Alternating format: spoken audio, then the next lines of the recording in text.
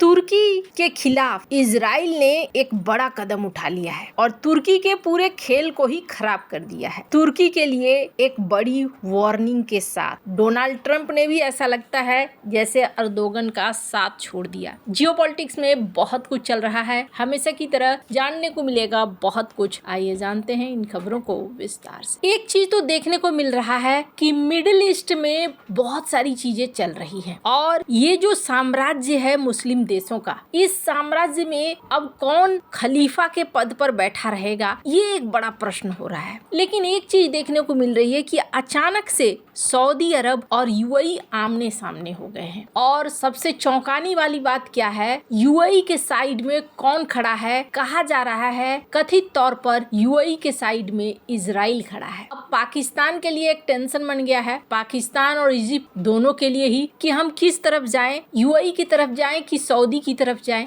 और सबसे बड़ी बात ये कही जा रही है कि पाकिस्तान के आर्मी के सीडीएफ असीम मुनीर, उनके सामने सबसे बड़ी चुनौती है। अभी यूएई और सऊदी अरब में यमन में तनातनी शुरू हो गई। अब जब तनातनी शुरू हो गई तो फिर यूएई के राष्ट्रपति से मुलाकात करी थी शहबाज शरीफ ने। यूएई के राष्ट्रपति उस वक्त पाकिस्तान के अंदर ही थे। फिर यूएई ने ये कहा कि ठीक है, मैं यमन से अपने सेना को वापस बुला लेता हूँ, और यमन से अपनी सेना को वापस बुला लिया यूएई ने। अब सऊदी अरब का टारगेट क्या है? कहा जा रहा है कि जिस तरीके से जियोपॉलिटिक्स बदल रहा है, इस जियोपॉलिटिक्स में अब सऊदी अरब ये सोच रहा है कि यमन को मैं अपने कब्जे में ले लूं। आधिकारिक बयान ये नहीं है, लेकिन ऐसा कई एक्सपर्ट मान रहे हैं कि सऊदी अरब अब यमन को अपने कब्जे में लेना चाह रहा है और अपना एरिया बढ़ाना चाह रहा है, क्योंकि यमन के हुती विद्रोही सऊदी अरब को बहुत ज्यादा नुकसान पहुंचाते हैं। अब डोनाल्ड ट्रंप ने जिस तरीके से कहा कि ये हमारा इलाका है और हमारे इलाके में हम अपने लिए कोई चुनौती नहीं चाहते हैं, वैसे ही अब चाइना कहेगा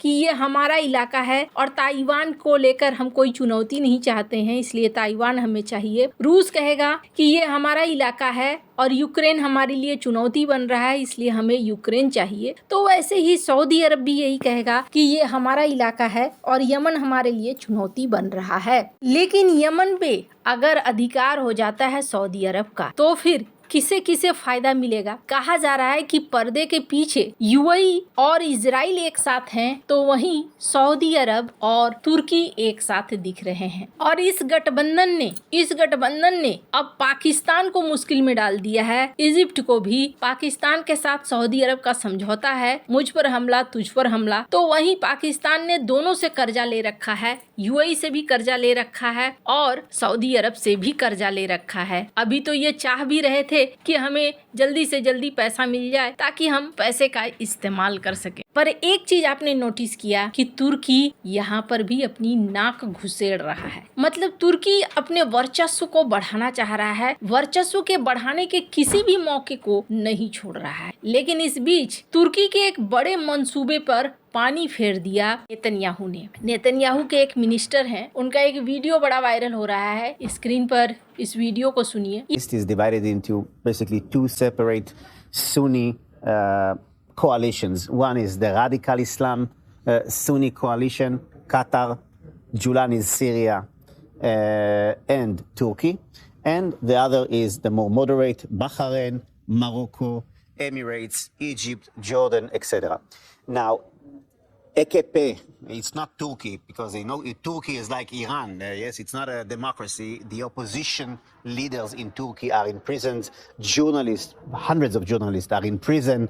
There is zero democracy. And by the way, Erdogan is following the step of the ये तो बिल्कुल साफ साफ कहते हैं कि तुर्की हमारे लिए कभी भी हमारा दोस्त नहीं हो सकता है। ये इजराइल के मिनिस्टर हैं और ये कह रहे हैं कि तुर्की एक एनिमी स्टेट है, एक शत्रु देश है और ये हमारे लिए शत्रुता वाला ही व्यवहार करेगा। हालांकि तुर्की को लेकर इजराइल की जनता में भी ये बवाल उठा था और कहा गया था कि इनकी सेना को तैनात नहीं होना चाहिए गाजा में। अब यहाँ माना जा रहा है कि डोनाल्ड ट्रंप गाजा में तुर्की की सेना को तैनात करना चाहते हैं और नेतन्याहू नहीं चाहते हैं। संभवतः नेतन्याहू की ही बात चलेगी। अब ऐसा क्यों कहा गया? ऐसा कहने के पीछे एक बड़ा कारण है। वो बड़ा कारण ये है कि तुर्की अपने अच्छे संबंध अर्दोगन के ट्रंप के साथ जो है उसका इस्तेमाल करते हुए चाह रहा था कि F-35 प्रोग्राम में उसकी एक बार फिर से एंट्री हो जाए और अर्दोगन ने इसके लिए बात भी करना शुरू किया। इन्होंने कहा कि देखिए मैं नाटो का सदस्य हूं और नाटो का सदस्य होने के नाते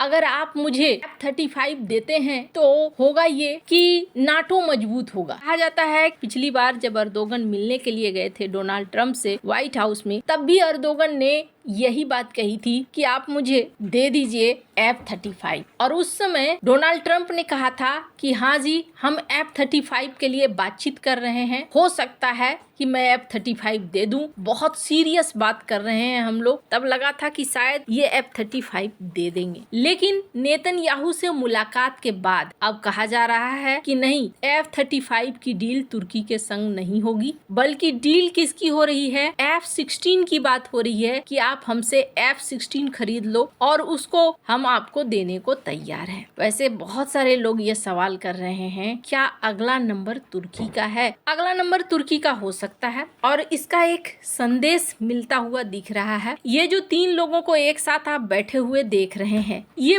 बहुत बड़ा संकेत है, जहां पर ग्रीस, साइप्रस और इजराइल ये तुर्की के पड़ोसी देश हैं और तुर्की के पड़ोसी देशों के बीच में एक पैक्ट साइन हुआ है। ये एक संगठन की तरह है और ये क्या करने जा रहे हैं, ये तुर्की के पास के समंदर में न सिर्फ खोजबीन करने जा रहे हैं, बल्कि ये चाह रहे हैं कि इनके तीनों के एयरफोर्स भी मिलकर साथ काम करें। अभी अगर कहें कि दुनिया में कौन है जो डिफेंस पावर में सबसे ज्यादा मजबूत है, तो एक ही नाम निकल कर आएगा सामने, और वो कौन सा है, वो है इजराइल। कहीं ना कहीं इजराइल की बात भी अमेरिका मानता है। ग्रीक सिटी टाइम्स का ये आर्टिकल देख रहे हैं जिसमें कहा जा रहा है कि इजराइल ने ब्लॉक कर दिया तुर्की के आशा को। तुर्की चाहता था F-35 प्रोग्राम में ज्वाइन करे, लेकिन उसकी आशा बेकार हो गई। तो अब तुर्की के लिए समस्या क्या है? तुर्की के लिए समस्या ये है, वेनेजुएला में जो हुआ है पूरा सिस्टम बदल चुका है और इस बदलते सिस्टम में अब बात ये हो रही है कि जो जितना ज्यादा ताकतवर रहेगा वही दुनिया में राज करेगा। अब अगर अपनी सुरक्षा करनी है तो आपको मजबूत